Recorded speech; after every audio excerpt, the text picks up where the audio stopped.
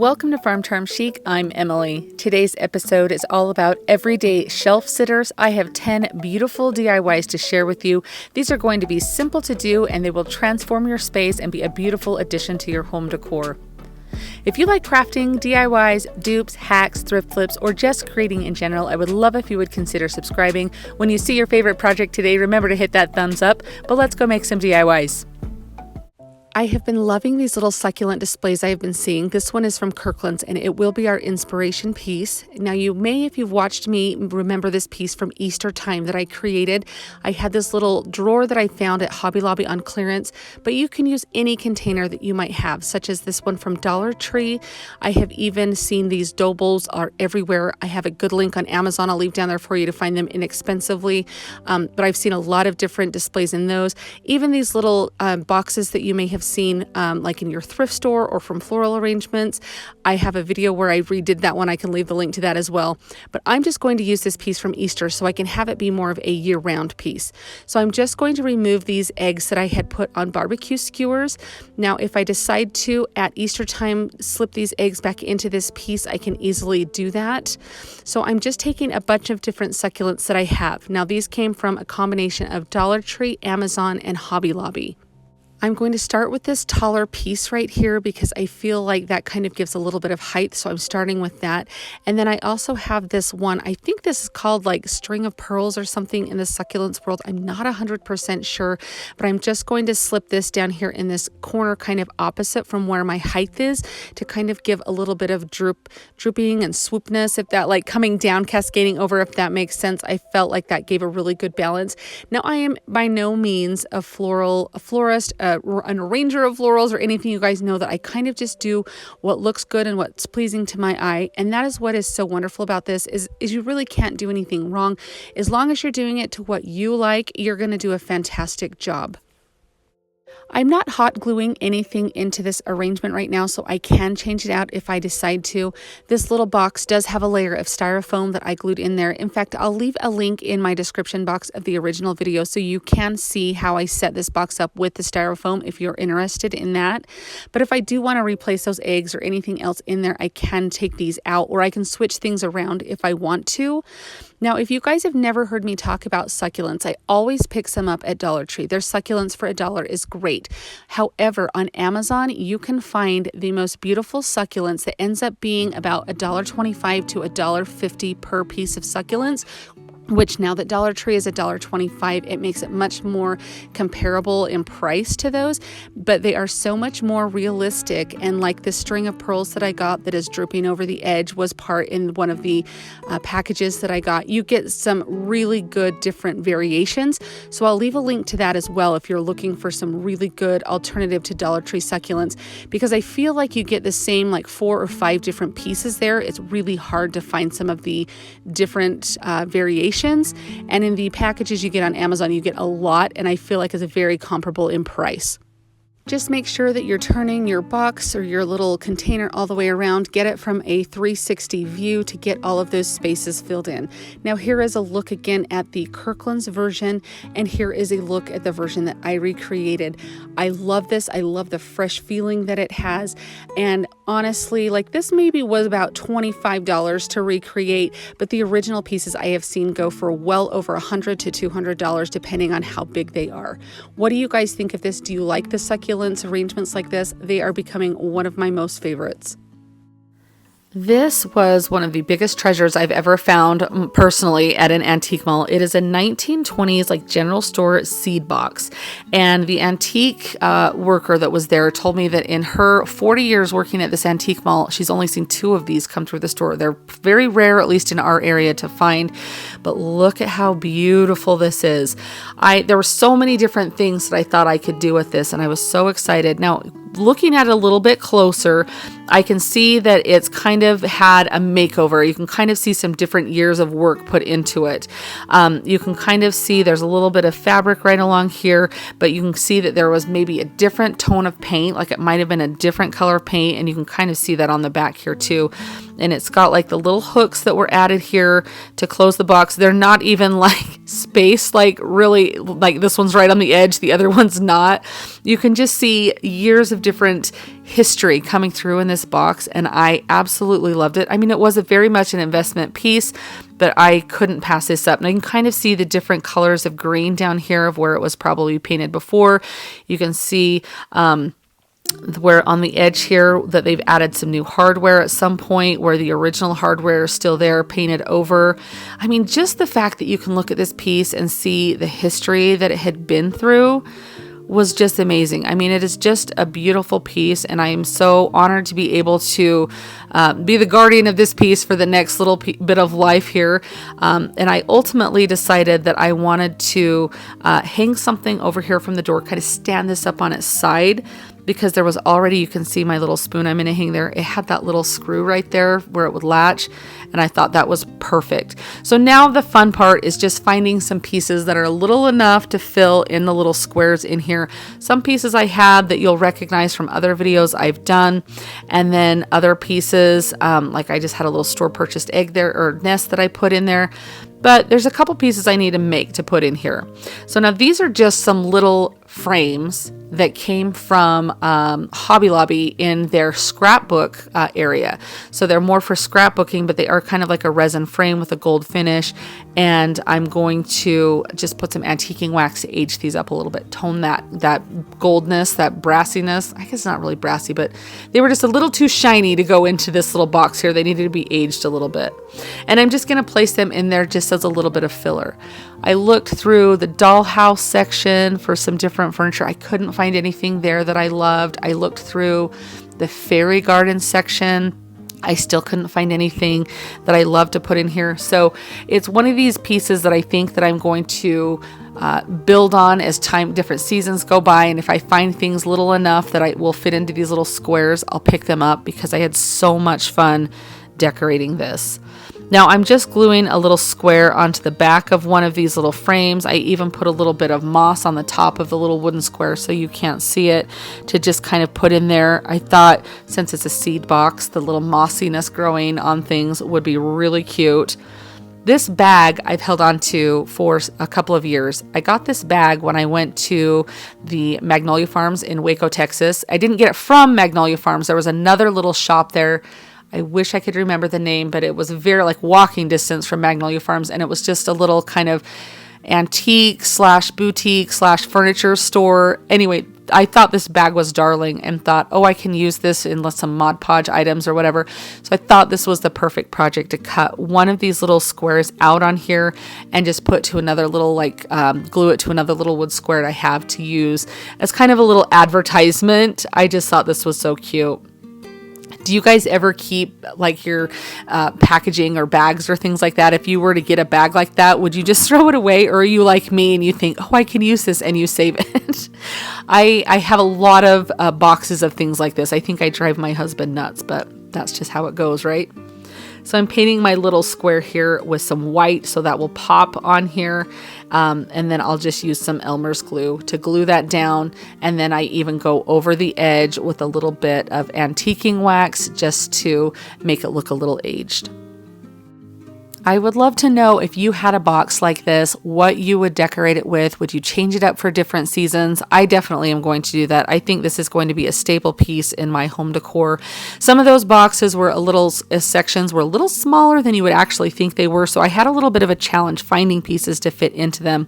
But once I did, you can see on that top right-hand corner, those are some vintage chess pieces I found recently at Vintage Market Days. I thought they were darling to go in there. I have our brand, that MD is our brand that we use for our farm. And so that was fun to be able to cut that out and have that in there, personalize it a little bit. I just think all of these pieces just ended up so beautiful. I love that little green frog, that flower frog I put in there. So fun. I'm going to have the best time coming up with different ways to decorate this. If you would like me to show this to you for different seasons, let me know down in the comments, because it's definitely something I'll come and show you for fall or Christmas, or maybe in patriotic. I don't know. I've got so many different ideas of how to use this, and it's definitely a piece that I want to treasure and have it be kind of a showpiece in my home. I would love to know your thoughts on how this turned out. I absolutely love making risers, and this is one of my favorites I've ever done. And this is all Dollar Tree products. You can see all of the different things that I used here. Now this piece that I'm opening here is completely decorative and optional. If you want to keep this under like that $5 price point, you could definitely remove that piece, but it really does add a fun, nice little decorative element to it. Now, I made one of these in one of my recent videos. I did a laser video and I used a file and cut one out and made it with my laser. And I thought, how can I make this so everybody could make it? You wouldn't have to have a laser to make it. And the one I made was really small and I thought, I want a bigger one. I loved it so much. So this was kind of just a brainchild. I've seen other people do these with some different Dollar Tree products, but I just love that this is all wood. It's so sturdy and it's going to definitely be something I use for a really long time. So you can kind of see all of these different products that I use here. This is a shelf pack that came with 2 pieces of wood. I decided to only use one of the pieces, and this base here, you can use either one of the square drawers or this is a pencil holder. One is a little bit wider, one's a little bit taller. I chose to go with the pencil holder that was a little bit taller, but any wooden box is going to work. Use your imagination. I mean, I kind of sat and just came up with different pieces that would work for this. Now this little shelf had some holes in the edge and we definitely don't want those, so I'm just using some spackling to fill those holes in, and then I'm just using my fingernail file to smooth those out. That way you don't even tell that they're there.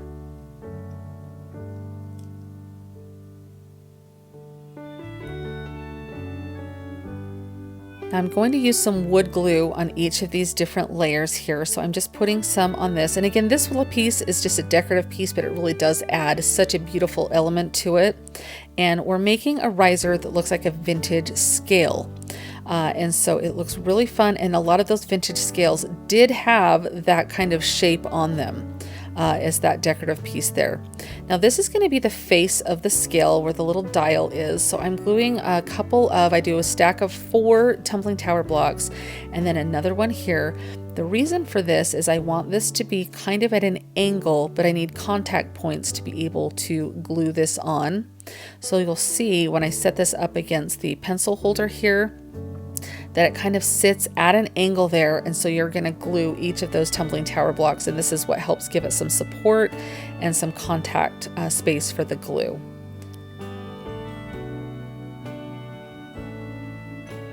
I'm just fitting everything together to see kind of where I want the spacing to look and how it looks, and you can kind of see exactly where that dial would go, and I decide that works. Now this part you can kind of use your imagination or creativity, but you need to come up with something to help lift up the portion of the scale that your items would sit on.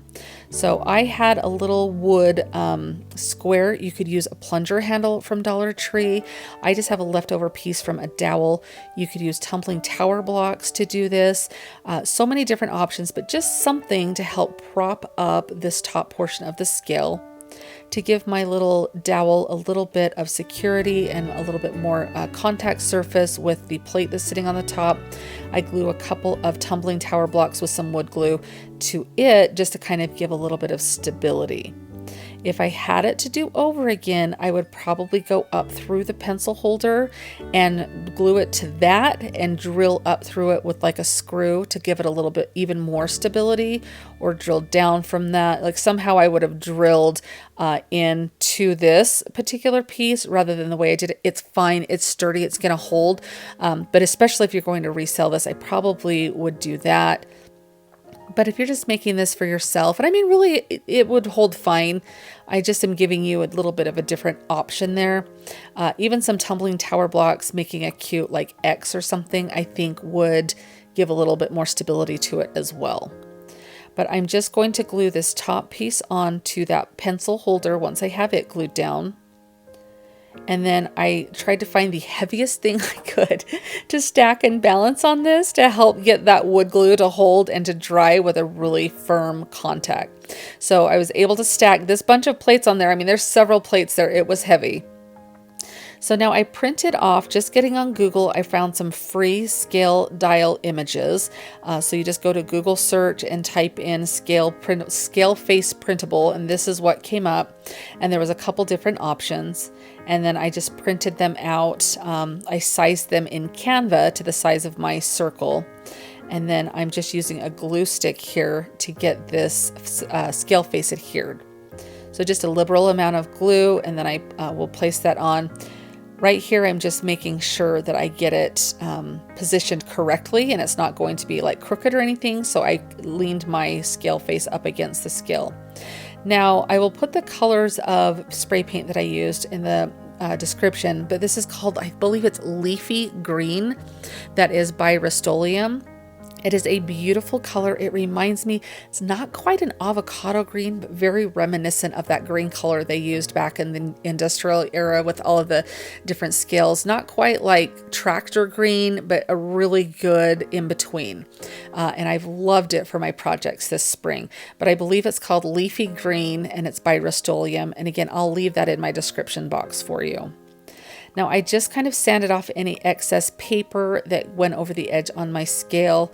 And then since it is paper and may have that white edge, I'm just going around with my Sharpie to cover up any white that's showing so it blends seamlessly into the scale circle there, into that circle, so it all looks like it was meant to be like this. I've become a fan of using my heat press now that I have one, just to give a little bit of an extra way to adhere this. And I do love the bond that comes with this. It helps get any wrinkles or anything out. That's totally optional. I just had my heat press heated up, so I thought I would try it. And I'm putting some Mod Podge on here. This is matte Mod Podge, but you could use gloss or satin. It doesn't matter, just as kind of the finish you want, but you're just going to seal off that scale face. And then using some Gorilla Glue. You could even use hot glue to do this portion here. I was just trying to not have the extra thick hot glue, but I just put that on the edge of my Jenga blocks or the tumbling tower blocks, and that's what's going to glue to my pencil holder there to get that scale face glued on. Now you don't have to go overboard with distressing, but I definitely feel like this needs a little bit of a black around even just the edges. You can do the lightest touch, just something to give some definition to the edges. It's just kind of all stark, one color, one dimensional. So I do a little bit of distressing after I do the edges, but I definitely feel like something needs to be done on this edges to give it a little bit more dimension and a little bit more embellishing. I kind of was trying to mimic what it would look like if the scale had been used for years. So on the top of it, I feel like items would have been placed on a scale and drug off. So I felt like it would have been a little bit worn out looking on the top of there. Maybe the paint had faded or chipped on that. And then all around the detail of the different edges where that kind of scroll work is on that base piece, I pay attention there, just kind of all over. Again, it's kind of just a matter of personal preference on this, but I would definitely, bare minimum, do the edges.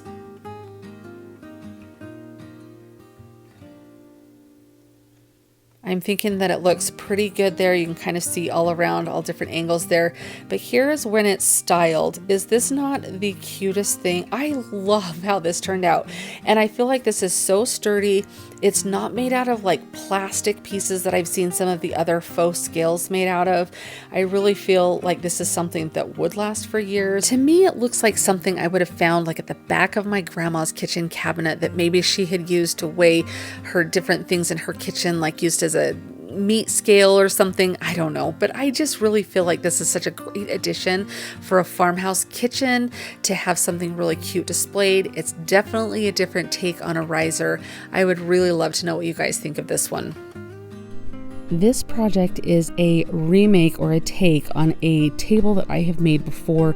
It is a tiered tray that is a potting, inspired by a potting table. It is one of my most popular DIYs, and I found these little pictures at Dollar Tree, and I thought they would be perfect because I've been looking for something to kind of simplify the process to make this table. Now, you could see the one was kind of falling apart there. I had to glue the sides together. These were the only two that I found in the Dollar Tree I was in that day.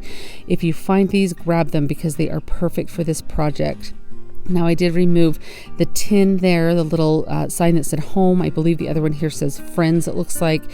And you can hang on to those, use those for other projects if you want, trash them, whatever you want to do. But the glue did leave a little bit of residue behind, so I'm just sanding these, and this is just going to distress them, and it really brightens them up, and I love the finish that it gives.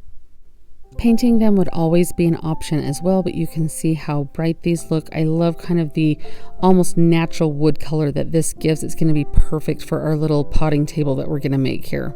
Now I'm trying to keep this as much of Dollar Tree products as I can. I'm using some of the tumbling tower blocks. I want these to be the feet of my table, but I want them to be thicker than just one tumbling tower block. So I'm going to take some wood glue and hot glue, and I'm going to make them thicker so that way I can have a thicker base on there. You want to make sure to get these as even as possible so your table doesn't wobble at all. And I had started out using the clamps and realized I really didn't need to do that.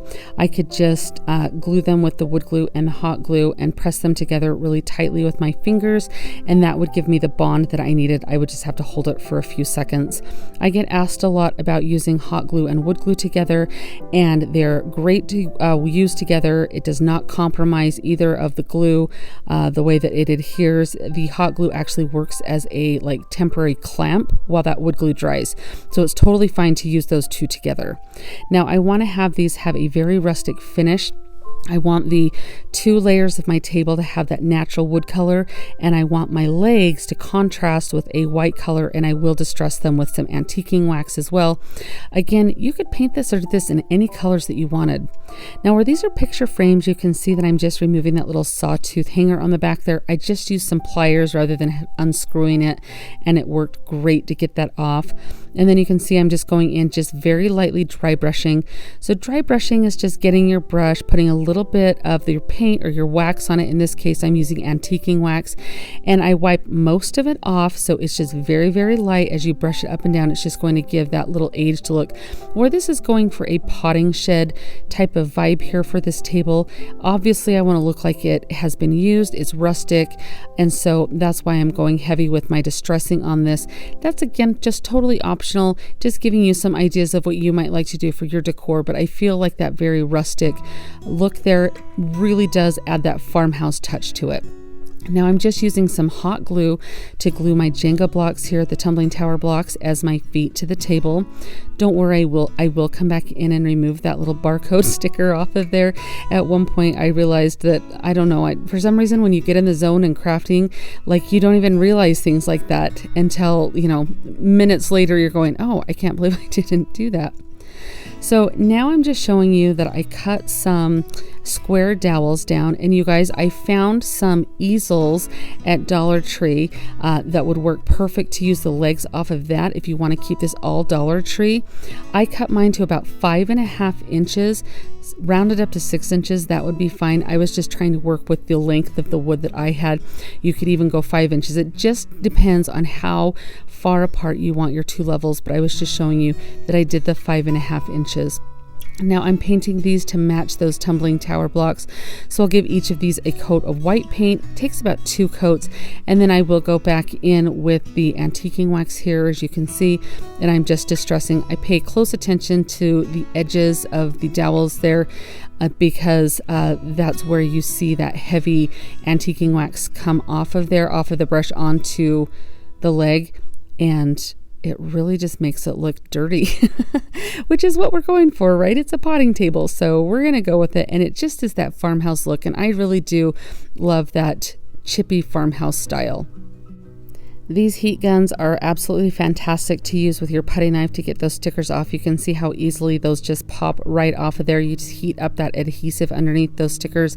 I just put my little putty knife there that I got from Dollar Tree, and it just comes right up. I did get this heat gun on Amazon. I'll link it below if you're interested in investing in one. I honestly didn't know how often I would use it because I always just used my hair dryer when I did crafting, but you guys, I use this in almost every single DIY. So if you're looking for something new to add to your crafting game, I would highly recommend one of those heat guns.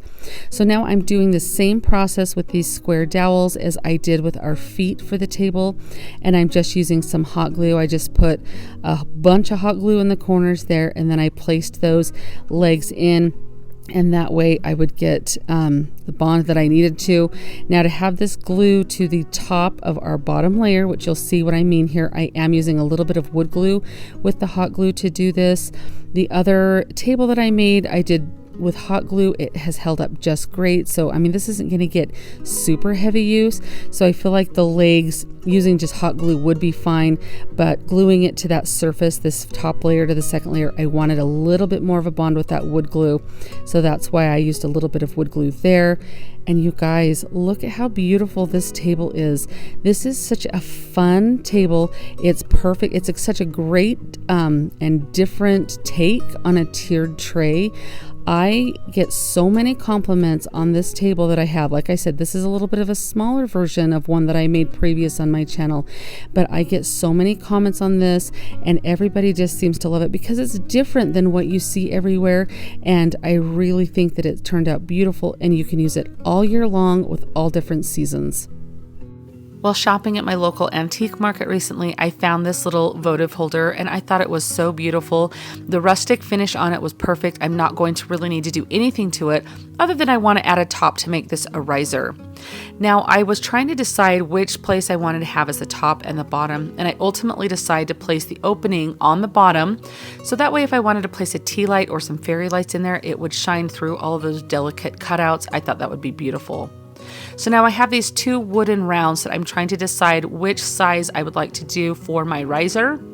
I ultimately decide to go with the bigger one. Now these risers I get at Hobby Lobby. You can get them when the wood is on sale for 30, 40, or 50% off depending on what the sale is. And they have a beveled edge. And when I do risers, love to put the beveled edge down. So that way you have more surface area you're working with. Now I love to beat the heck out of these. I'm taking some pliers. I'm putting some little pock marks in here. I'm going around the edge with my pliers to kind of give some distress marks. If you don't like this and this is not your thing, you'll clearly skip this step. Now I'll even take my pliers and I'll even drag it through the wood to make some marks in there. We're going to stain this and that's just going to make this look more aged. It's going to kind of match the two pieces together because where the votive holder really has a rustic finish to it, I want my wood to look the same way. So I'm even softening the edge of the pine with my pliers and with my fingernail file here to give a really soft look. I really want this piece of wood to look like it was sitting in the back barn for years and years and years, and then you found it and decided to do something with it. So here I'm kind of doing the same finish on that beveled edge, so if you see it from the side, it will look distressed as well. Now I'm taking some antiquing wax. You can use some stain, you can use some watered down brown paint, whatever you would like to do, any color as well. I love to kind of keep the natural tones when I'm doing my risers, when I'm mixing the wood and the metal here. I just love the look of this stain. Now this looks really dark because it is going on fairly heavy, but we'll wipe it back in just a second.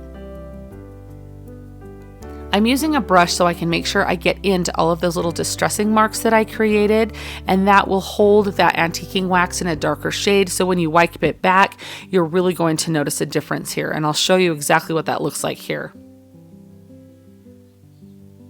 You can use a paper towel or a wet wipe to do this part, just something, even a rag, just something to pull back the majority of that stain.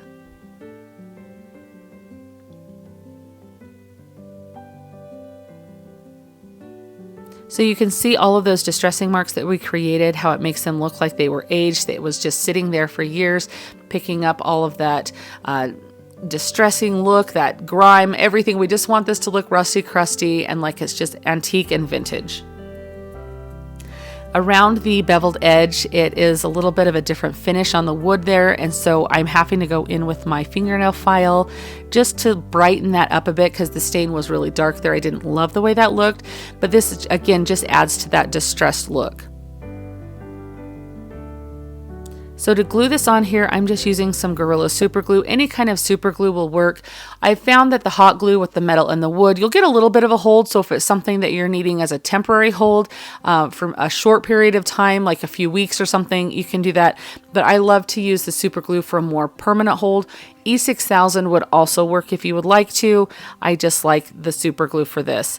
Now this is how cute this ended up looking. I love this. I think with a little tea light underneath there, it would be beautiful.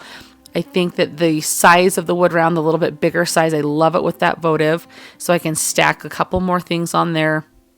I think this is just going to be so beautiful and elegant for the little bit of a rustic modern farmhouse touch. What do you guys think of this?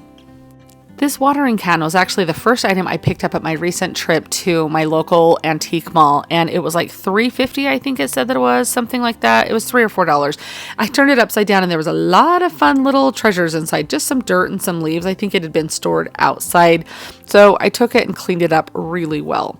I thought this was such a beautiful watering can. I'm not 100% sure that it's not like a new watering can, that it just kind of been left out over a season to age intentionally, or if it was actually an antique, but I felt okay about putting a fun little decal on it. Now, I'm using some IOD ones here. That one that is between my IOD booklet and my watering can is actually one from Essential Stencils.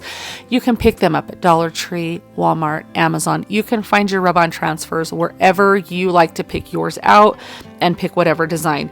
It took me a few minutes to find one. I love this booklet from IOD because I love the vintage seed packets or the little seed advertisements, and that was kind of the vibe that I was going for. So I ended up finding one out of this booklet that I just trimmed out, and I'm going to use that. I thought those colors were so bright and I thought they would look so pretty on this. Now I had to decide which way I wanted to place my watering can, and I ultimately decided that I would place it with the spout going off to the left. And so I'm using this cute little rice bag that my daughter, she made these for Christmas gifts for us one year, and it's the perfect item to use when you have a round item you're trying to work with.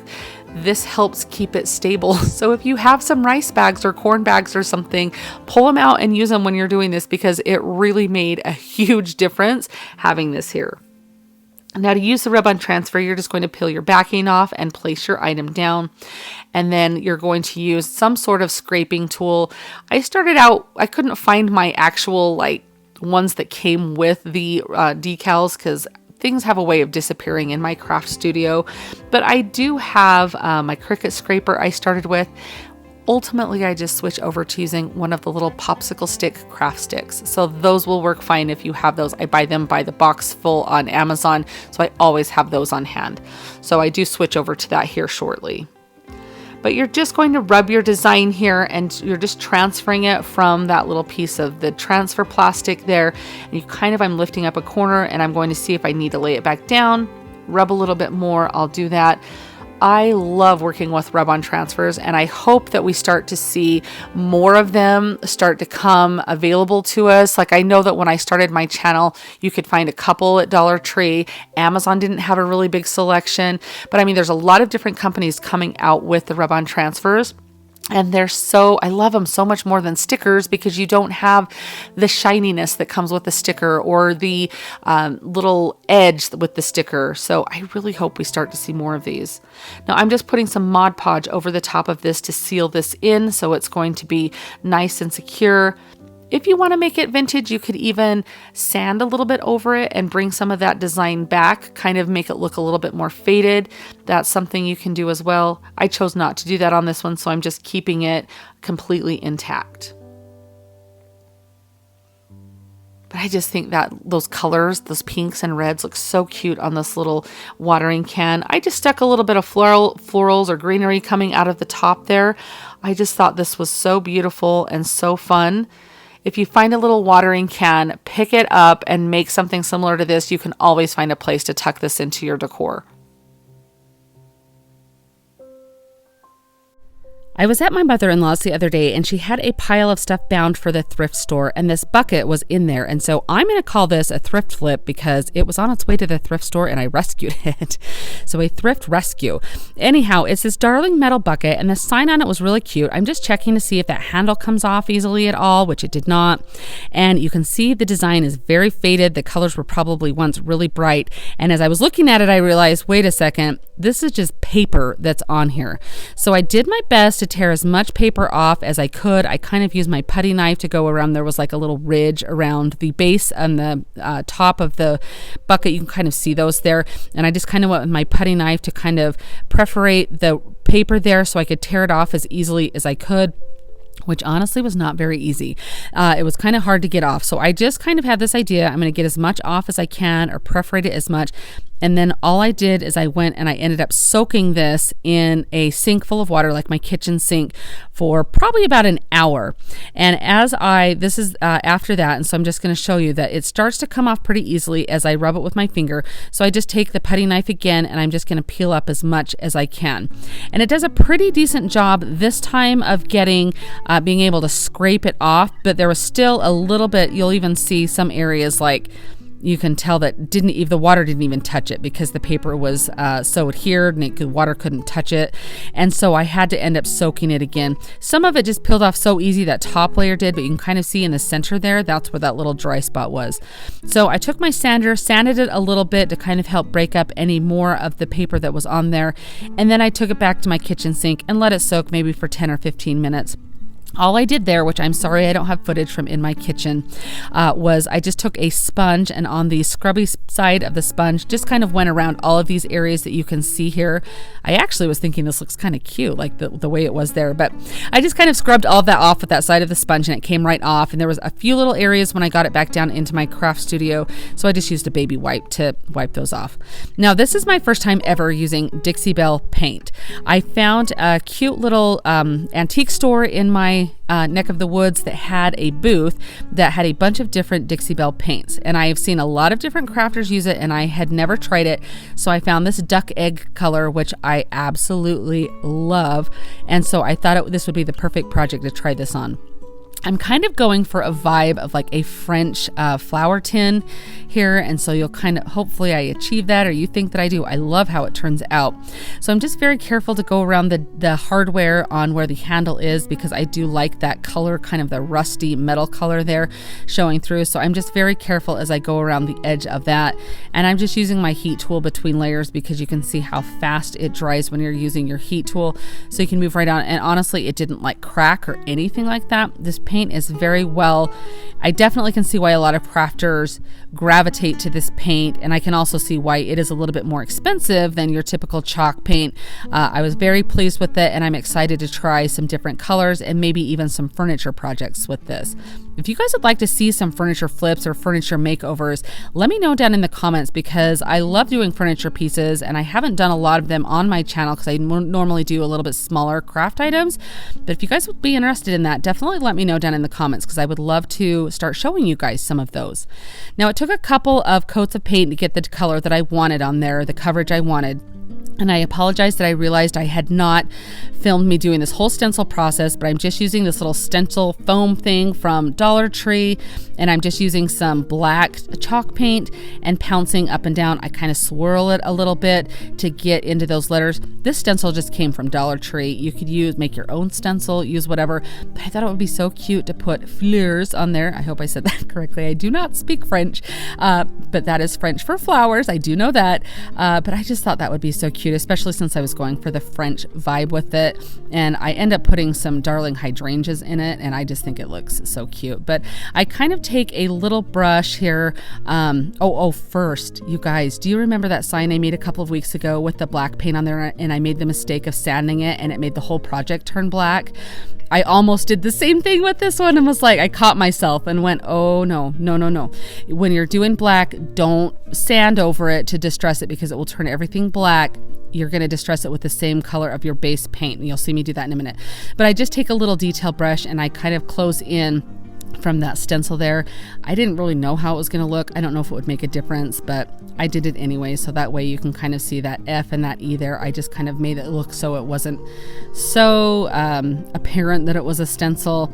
Anyhow, then I just take do a dry brush technique, and I just take a stencil brush or a chip brush. Apparently I'm going to dry that off first there. Here we go. And I put a little bit of that duck egg on it, and then dab it off on like a paper towel or a baby wipe, and then lightly go over, because I wanted this to look faded and aged. And so I didn't want that black to be, you can kind of see here after I go a couple of times, it starts to have that more faded look. I probably could have started with like a dark gray, like an elephant color chalk paint or something like that. Might have even helped the process a little bit faster, but I kind of kept going until I got the desired effect.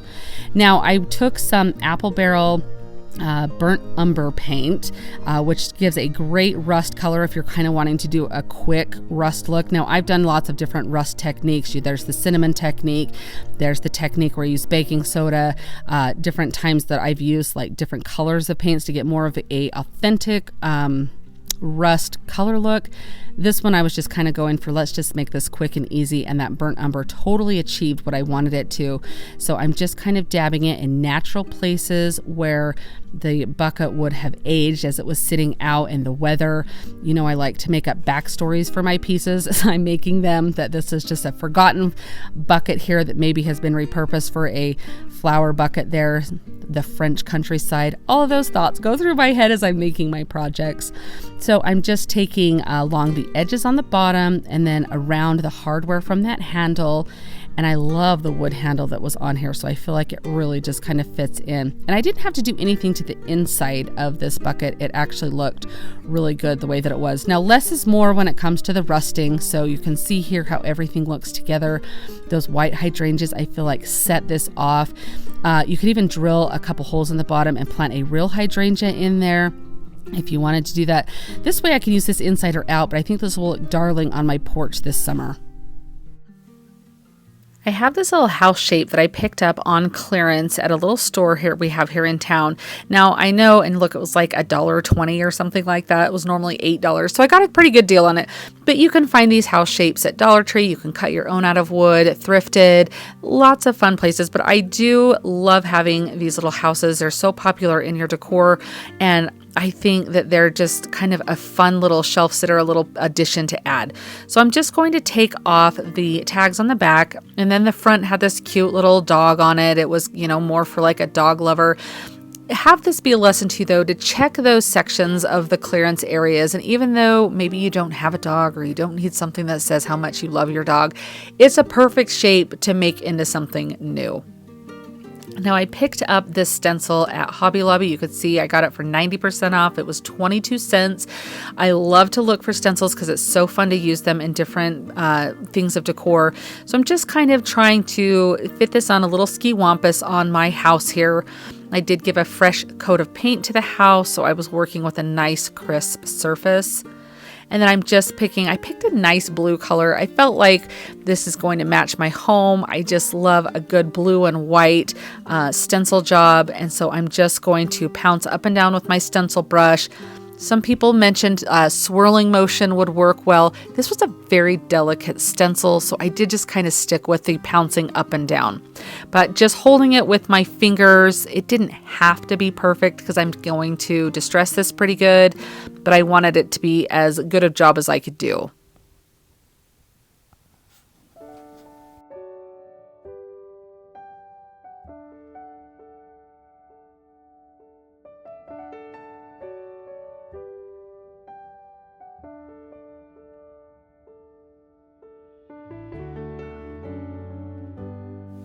I love a reveal on a stencil. I think it turned out perfectly. I love kind of the asymmetrical way to the design. Now I want this to be kind of faded. It is a darker blue, and I just wanted a really worn look. I love that look, but obviously you could leave this just plain if you wanted. You can see how much I sanded it back. That's just a matter of personal preference, but I think that it looks just like something that's aged and beautiful, and I just love it.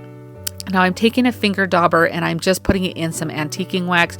A baby wipe would work great to do this. However, I found these finger daubers in at Hobby Lobby, kind of where the distressing ink is, and I've seen a lot of creators use them. I've never seen them in the craft store before, so I picked some up, and I actually kind of like them a little bit better than a baby wipe, especially since you can kind of rinse them and use them again. So haven't used them with the inks yet, but I do like them with the antiquing wax.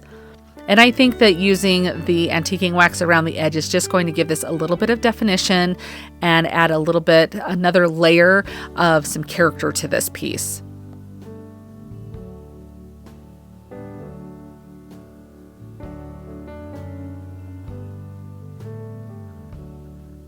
This is the completed house. I think it's so cute.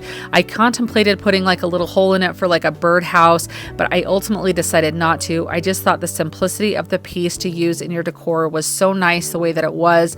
It's something that kind of is a basic or a staple piece that you can have, switch out with different seasons or different vignettes. It's so cute displayed with this bird, but I think that it would be so fun on a tiered tray or something. What do you guys think of this? I recently picked up these signs from Dollar Tree. Now, they were with their New Year's line, I think. I could be totally wrong on that, but that's kind of where I found them when I saw them. And I picked them up for their shape because I thought they would be perfect to make a crate out of. So that's what I'm going to do. I'm going to use some wooden crates from the Dollar Tree crafting section, as well as some wooden slats you can see off to the left there that I got off of Amazon. I'll leave a link to those in my description box. Now I'm just taking some E6000 and some hot glue, and I just realized that I'm gluing these backwards, that I put the glue on the wrong side of the crate. I really confused myself. There's not really a dedicated front and back. These crates happen to be the one that have like a laser cut design on one side of them, not on the back side. So in my mind, it was going to make a difference of which way I put them, but in theory, it didn't make a difference at all because I cover it up with the wooden slat. So you'll see what I mean by that.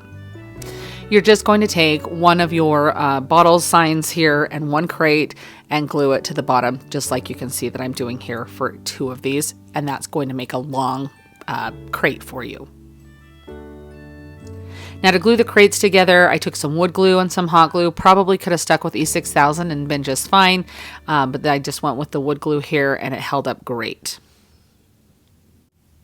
Now you could easily use paint stir sticks for this project. I just didn't love the little like indentation that you get in the stir stick, so that's why I specifically searched for these on Amazon. And I'm just going to glue them up the side. I was trying to decide how many I did. They're definitely like imperfect sticks, and so you kind of have to see which ones bow a little bit in which direction or which ones will fit the best. So that was kind of what I was doing there. And then I do use some E6000. I did go back in with some hot glue. I don't think I show that, but a combination of the two is the best. Of course, as you probably know from watching a lot of crafting channels or mine, that you get that instant hold from the hot glue and the long-term hold is what comes from the E6000. Now I decided to kind of space my top slat up just a little bit, so that way you kind of had like a little peekaboo moment going through your crate here. I had seen some recently in one of the boutiques I was at that kind of had that, and I really liked the look, so I was kind of going for that here. And then this is just a dowel that I picked up in a package of dowels from Dollar Tree, and it fits right through the hole of that sign perfectly. So I do have to cut down one of the ends though, and how I love to attach these is I just use some little wooden half beads, and you can pick these up at your craft store. You can pick them up on Amazon, and I just am gluing one to one end, and then I will place, kind of put some glue in there and stick my, I almost want to call it a skewer. This is thicker than a barbecue skewer. It is an actual wooden dowel. But you can see I'm just using, those are like the dog toenail clippers that you can pick up at Dollar Tree. I've seen a couple crafters do that, and so I have a pair in my stash just to do that. But, you know, if you have some miter shears, those probably work a little bit better. Anyhow, you just want to cut this down so it's going to fit in there, and then you can cover up that other end with another wooden half bead, and I just hot glue those on, and that's all I do, and that's all the holes you're going to need. Theoretically, this is not going to be something you'll be carrying around. It's just for decorative purposes, so it doesn't need to be like an ultra sturdy dowel on there. It doesn't need to have like the extra glue or anything. Your hot glue is going to be perfect. Now comes the fun part of deciding how you're going to decorate your crate. I decided to go simple with mine. I am loving this sage green color from Folk Art chalk paint, and I really, it's kind of a little bit deeper than like the celery color, and it's got a really green undertone rather than a blue undertone, kind of like the vintage duck egg that I use a lot. So it just, I don't know, for some reason I'm just feeling this color a lot for spring this year, and I do brighten it up with a little bit of some white dry brushing over the top of it, but not much. Now you could put a decal on this. You could jazz yours up as much or as little as you wanted, distress it if you wanted, but I really just loved, I'm kind of getting in all the nooks and crannies here to make sure that all of the paint or all of that wood is covered up. Now here's where I go in with some white chalk paint, And this is just a little bit of dry brushing to give it a little bit of texture. Totally optional, but I love the way that this looks. And since I really have a spot in mind where this is going to go in my home, I was kind of going for the stuff that I like on it. So you can just see I cover every little bit with the dry brushing. Always remember to hit like the sides and the insides of your projects. That way, if you see it from any angle, it all looks cohesive. Here it is with some herbs. These are just some faux herbs that I have from like the floral accent section of Hobby Lobby.